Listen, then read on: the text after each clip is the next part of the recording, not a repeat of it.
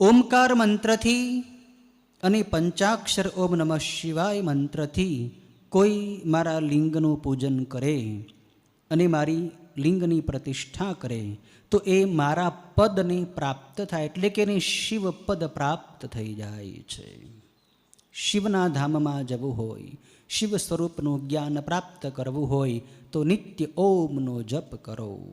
ઓમનો જપ બધાય કરી શકે છે, ભાઈઓ બહેનો, વૃદ્ધો, યુવાનો, બાળકો, બધાય લોકો ઓમનો જપ કરી શકે છે. ઓમ નમઃ શિવાય મંત્રનો જપ પણ બધા કરી શકે છે. આગળ આવશે. ઘણા લોકો પ્રશ્ન કરતા હોય છે કે ઓમ નમઃ શિવાય મંત્ર અમારે બોલાય કે ન બોલાય.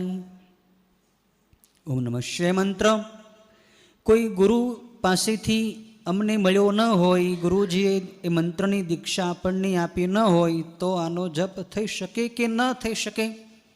આવો પ્રશ્ન જો તમને થતો હોય તો એનો ઉત્તર એ છે કે થઈ શકે છે. ભલે તમને ગુરુજીએ આ મંત્ર આપ્યો હોય કે ન આપ્યો હોય, તમે ઓમ નમઃ શિવાય મંત્રનો જપ કરી શકો છો.